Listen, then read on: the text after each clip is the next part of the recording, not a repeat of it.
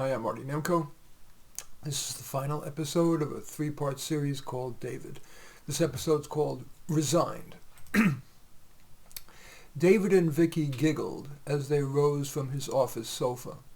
He admired her as she put her skirt, silk blouse, and scarf back on.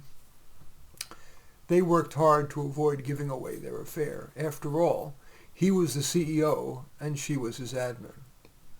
David's infatuation with Vicky had dulled his dissatisfaction with her work. She tried, she really did, but her reasoning was too often a beat-off. For example, she wouldn't realize that he'd need a break between a contentious meeting with the union and his next appointment. She would occasionally screen out a call that she should have let through. She would too often send a routine email on to him rather than answer it herself. After the fog of infatuation has lifted, so did his rose-colored glasses. After all, he worked 60-plus hours a week, and her job was to take some of the edge off that.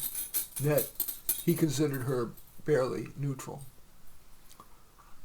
He gave her feedback, first gently, then firmly, and finally, affair notwithstanding, he felt he needed to put her on an improvement plan, which she correctly recognized as CYA preceding termination.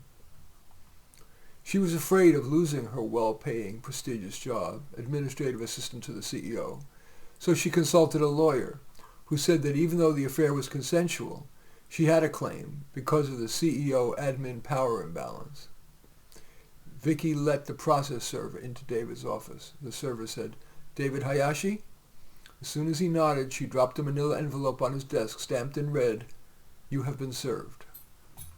David read the order to appear, stormed out of his office, and seethed at Vicky. "You gold-digging stupid cunt!"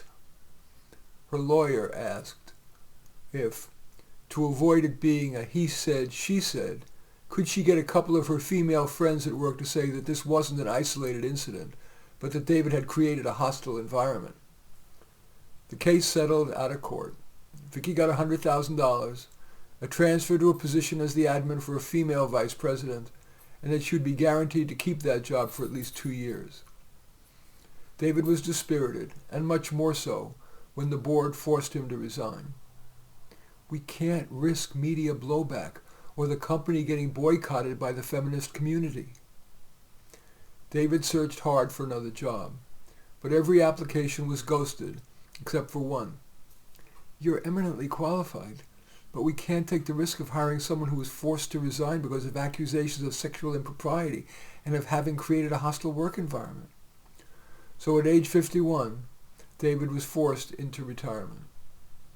He had to give up his spacious condo. His company's stock had collapsed, even though the defective Bolt claim, which I mentioned in episode 1, turned out to be Russian disinformation, and because he had been unemployed now for a year. David's daughter, Mari, tried to be supportive. "Dad, hire a PR firm and get your supporters to storm the shareholders' meeting." He replied, "Mari, I appreciate your support, but that's just not me. I need to accept things and be grateful I won't be homeless." Now what? David thought about writing a memoir, decided it was too egotistical. Besides, almost no one would read it. Should he hike the Pacific Coast Trail? He thought too much, even part of the trail. He decided to take up photography. He started just by taking shots on his phone of anything that seemed interesting. A dandelion sticking up from the concrete, a pink sunset, and then a tired old man. That was it. He would take unposed portraits of retired executives. He would ask them to curate their portrait. "What do you see when you look at yourself?" One of them lamented, "I can't believe how old I've gotten." Another said, "I can see why I'm now invisible to women." David stared at his selfie. His reaction? "I tried so hard. Maybe things will get better." But not really believing it, David got himself a glass of wine. In any case, that story is called Resigned, the final episode of a three-part series called David. As usual, I welcome your thumbs up and accept your thumbs down. I always look forward to your comments and Especially like it if you hit the share button below. Share on your social media so that my efforts can have broader impact. And I am flattered if you choose to subscribe to my channel. In any event, I do thank you for watching. I am Marty Nemko.